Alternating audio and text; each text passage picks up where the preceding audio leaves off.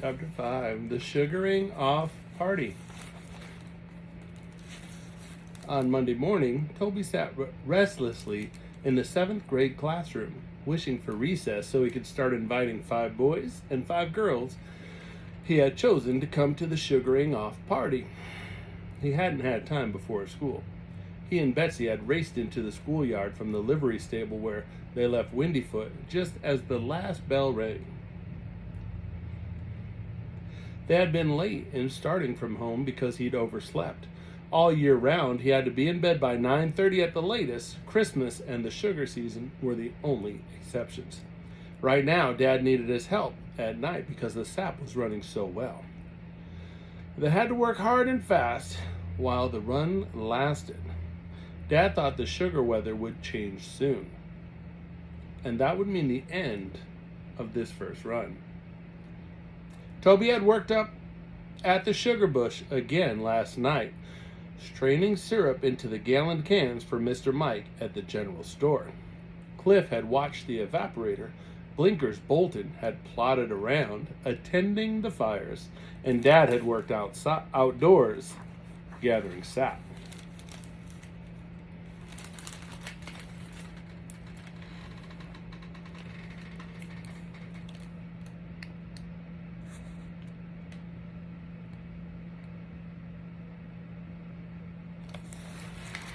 Dad gathering sap.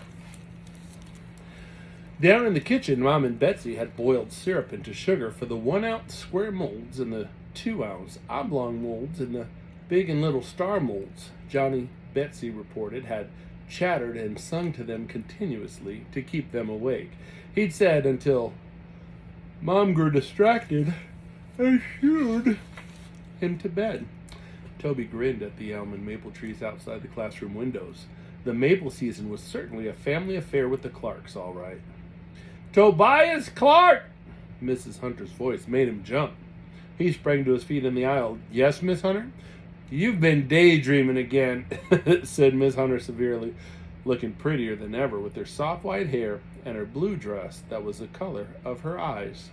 Said Toby, blushing violently. That was no kind of answer. He felt foolish. Pipe dreams, whispered Dick Norton across the aisle with a subdued snicker. Shut up, Toby whispered back, but the whisper came out too loudly. I beg your pardon? Inquired Miss Hunter icily. What did you say, Tobias? Nothing, Miss Hunter, Toby stammered, wanting to sink through the floor. I believe, said Miss Hunter, fixing him with her penetrating blue gaze, that I distinctly heard you tell me to, shut up. Oh, no, gasped Toby, shocked, his ears burning. It was Dick! It was Dick what? I told him to... Toby floundered. Now he'd given away the fact that Dick had whispered to him. Oh, barnacles, he was in for it. Either way, excuse me, Miss Hunter, he gulped. I shouldn't have been thinking. Miss Hunter looked hard at him, and suddenly, to his amazement, she smiled. Thinking, she exclaimed, what a delightful surprise. And could you tell us what you were thinking about? The teacher. Teacher probably could have said. And could you tell us about what you were thinking? A ripple of merriment swept through the class. Maple syrup, Toby answered truthfully. Maple syrup? Didn't you have enough breakfast? The class burst into laughter. Toby bit his lips, then managed to smile himself. Yes, I did, but we're sugaring off at our farm, and there isn't much else to think about. Miss Hunter became brisk. That's enough fun for one morning now, Tobias. Will you kindly turn your fancy to thoughts of the English lesson? Yes, Miss Hunter. Very well. We have been discussing hackneyed expressions which should be avoided by careful speakers and writers. Please give me a sentence using as many hackneyed expressions as possible. Toby tried to muster his wits. Hackneyed. His mind was fuzzy, and all he could think of was the sugar bush and the sugar house and the smell and taste of maple. And after a silent struggle, he confessed, I can't seem to, could I please write it on the blackboard, Miss Hunter? I think I could manage it then. Certainly. Toby went to the board and started to gnaw a piece of chalk as if it were a pencil. Discovered from the milk of magnesia, taste what he was doing, and wrote slowly. The young, hopeful, warm as toast, the proud possessor of a maple tree, cast an eagle eye, blue as the sky, toward the treetop, slipped on snow as cold as ice, fell with a thud to the bitter end, and sadder but wiser, knew that if he did not watch where he was going, he would never live to a ripe old age. This time the classroom rocked with shouts of joy, and even Miss Hunter chuckled, tried to compose her face, and gave up, and she laughed aloud too. Tobias Clark, she held up a hand to silence the other kids. Kindly count the hackneyed expressions you have used, number each one, and separate each one with straight lines, class, please. Control yourselves. Toby counted.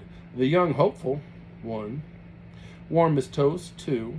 There's no 1. The young hopeful, warm as toast, 2. The proud possessor, 3. Of a maple tree, no number. Cast an eagle eye, 4. Blue as the sky, 5. Toward the treetop, slipped on snow. As cold as ice, 6. Fell with a thud, 7. To the bitter end, 8. And, sadder but wiser, 9. Knew that if he did not watch where he was going, 10. He would never live to a ripe old age, 11. 11, Miss Hunter. You may sit down, said Miss Hunter, the corners of her mouth twitching. When he returned to his seat, Dick Norton nodded at him, shook hands with himself, printed on a scrap of paper, and then held it in one hand, turned toward Toby. Balmy, said the printing, and Dick grinned at him. Toby was relieved that Dick wasn't mad at him for saying he'd whispered. At recess, Toby gave notes to the 5 girls in class who lived nearest the Clark farm.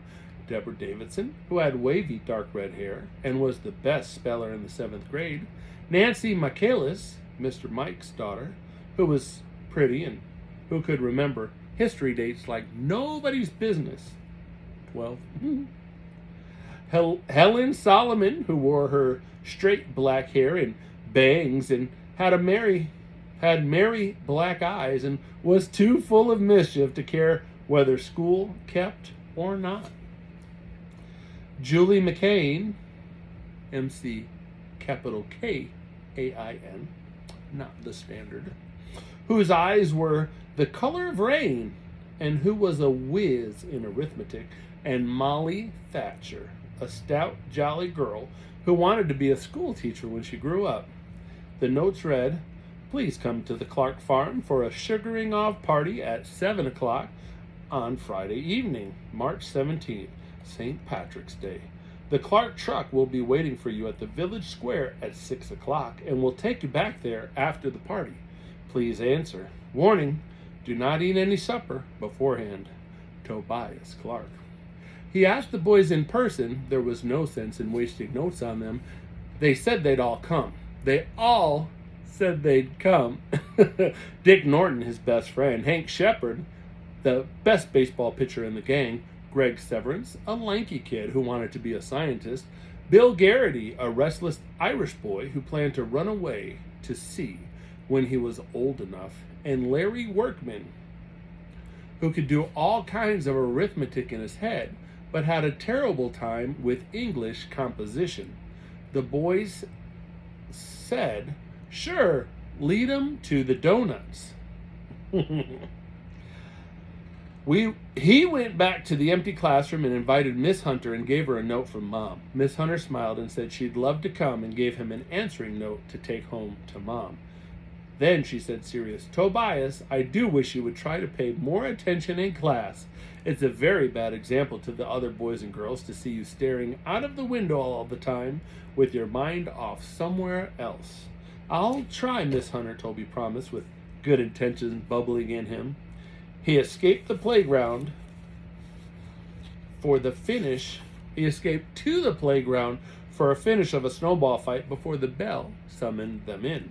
He did try hard to concentrate on lessons for the rest of the morning, but during the last half hour he happened to put his hand in his pocket and felt the small, square piece of wood he had started to carve yesterday after church and when he had a little spare time before dinner.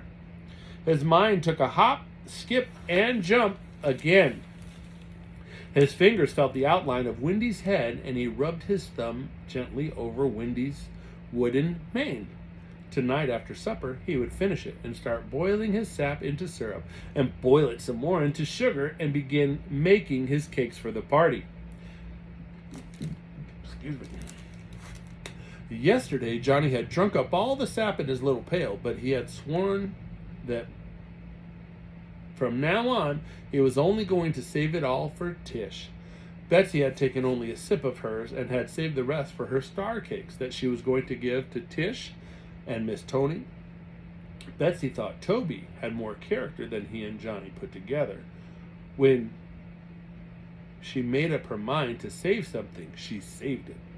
He sighed deeply, patted his pocket, and had just decided that he would starve to death in another minute when the bell clanged for the noon hour. He dashed to the cloakroom for his lunchbox, and Dick whooped downstairs with the gang to the boys' basement playroom to eat their lunches. Afterward, they shot basketball till the end of the hour. And when they returned to their seats, Toby realized that he hadn't thought of the party once in all that time. Consequently, he relaxed as the history lessons began and gazed dreamily out of the window at the sparkling snow on the village square and the sunlit gray web of maple boughs. What a lovely word maple was. Maple. Maple. He murmured drowsily to himself and felt a rush of affection for the long-vanished Indians who had boiled their supper meat in sweet water. Short chapter.